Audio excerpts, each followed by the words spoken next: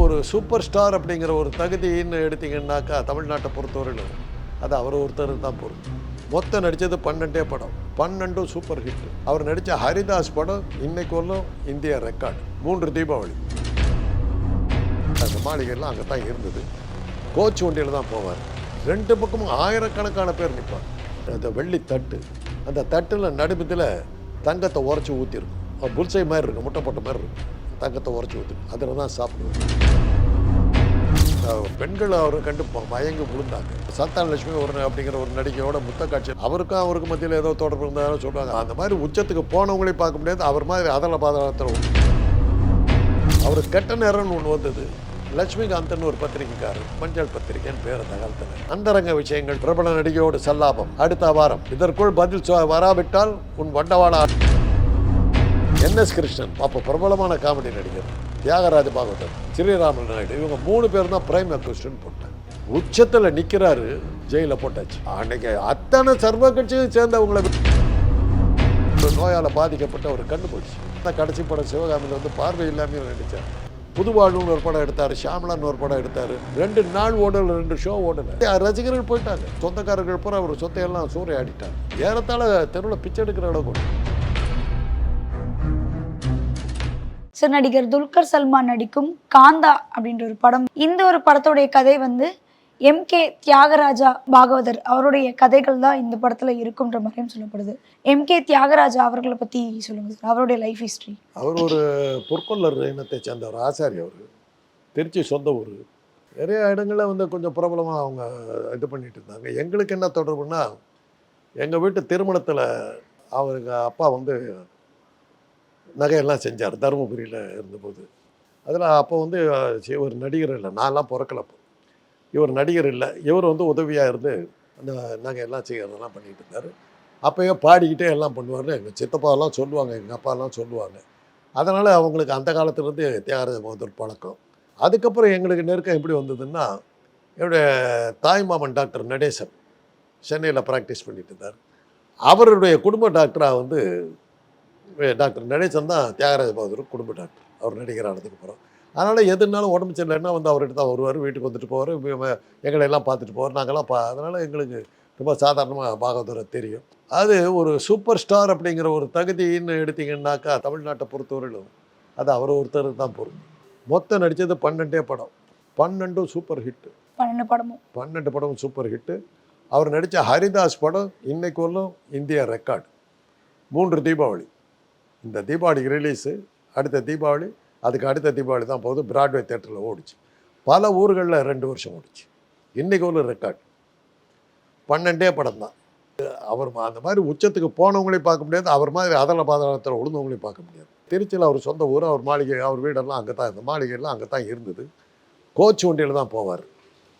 2 பக்கமும் ஆயிரக்கணக்கான பேர் நிற்பார். இதெல்லாம் 40களில். அப்படி இது வெள்ளி கூஜா, அந்த வெள்ளி தட்டு, அந்த தட்டில் நடுமத்தில் தங்கத்தை உரைச்சி ஊற்றிருக்கும்.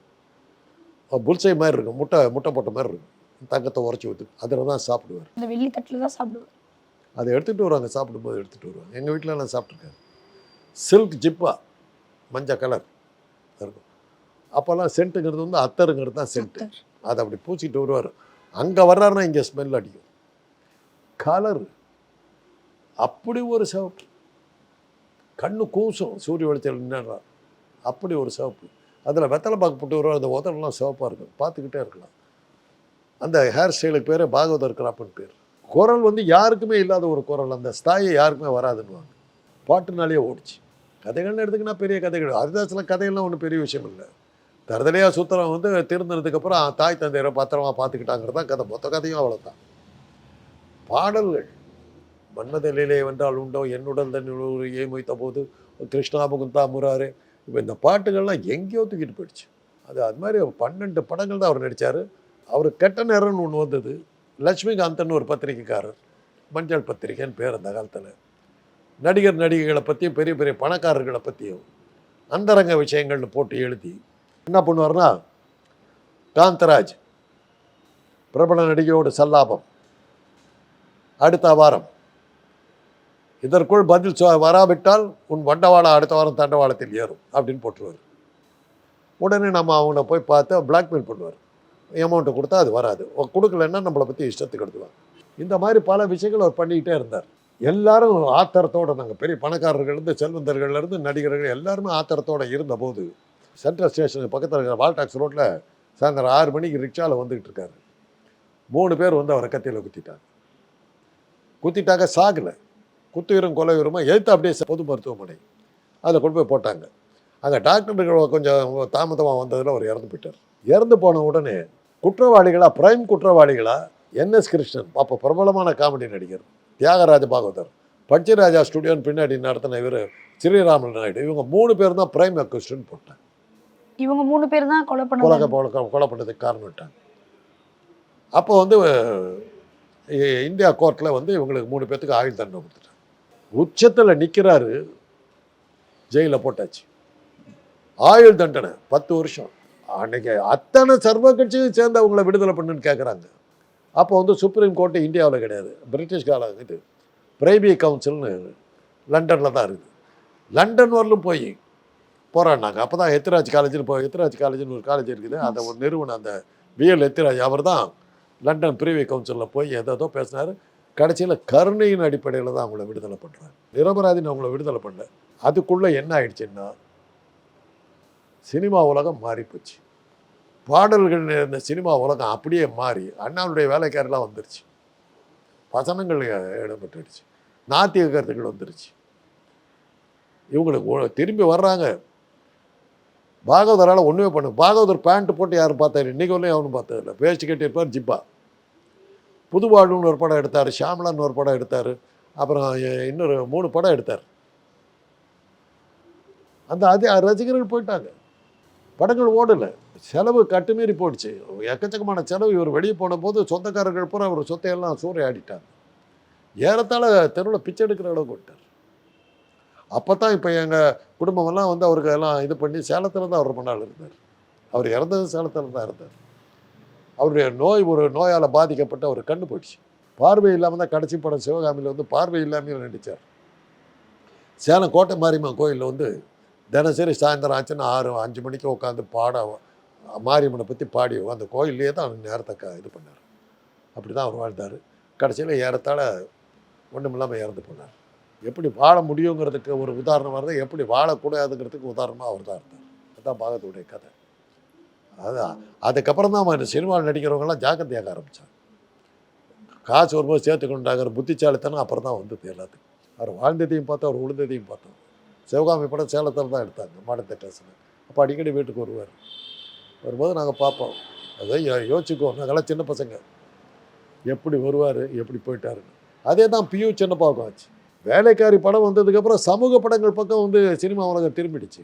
ராஜா கதை இல்லை, வசனங்கள், நாத்திகம், திராவிட இயக்க கருத்துக்கள் பெருசாக வர ஆரம்பிச்சிடுச்சு. அதுக்கப்புறம் மந்திரிக்குமாரி போன்ற படங்கள்லாம் வந்து இன்னும் திராவிட இயக்க கருத்துக்களை பெருசாக்கிடுச்சு. பராசக்தி வந்து மிச்சம் இது, பராசக்தி போது இவங்கெல்லாம் சுத்தமாக உண்மையில்லாம் போயிட்டாங்க, அந்த அளவுக்கு போயிடுச்சு.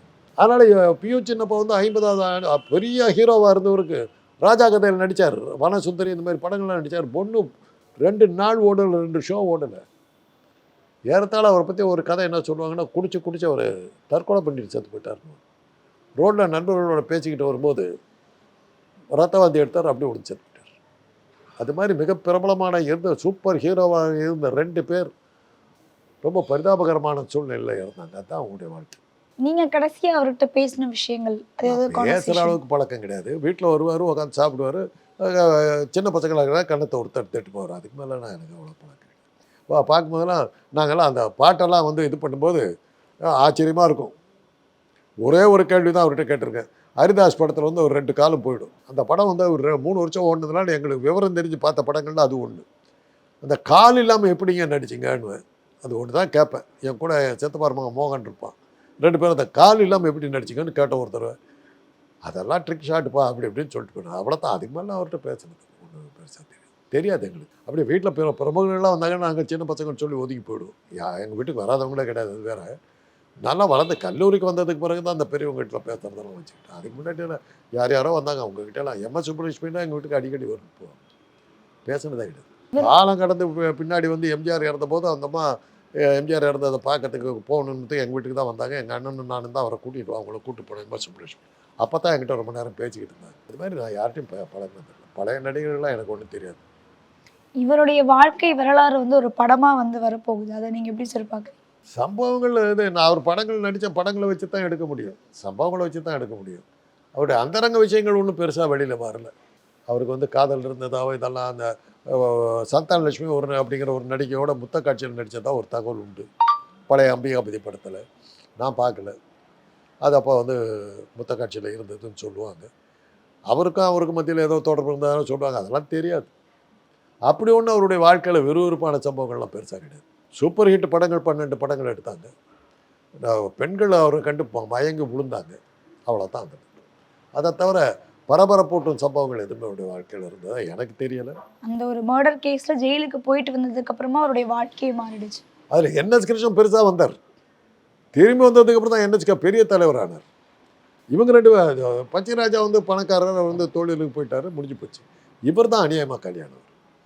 லட்சுமிகாந்த் ஒரு கொலை வழக்கு அவருடைய வாழ்க்கையே சின்ன பின்னமாக்கிடுச்சு. அது ஒன்று தான் அதில் விறுவிறுப்பை காட்டக்கூடிய ஒரே விஷயம் அதுவாக தான் இருக்கணும். வேறு எது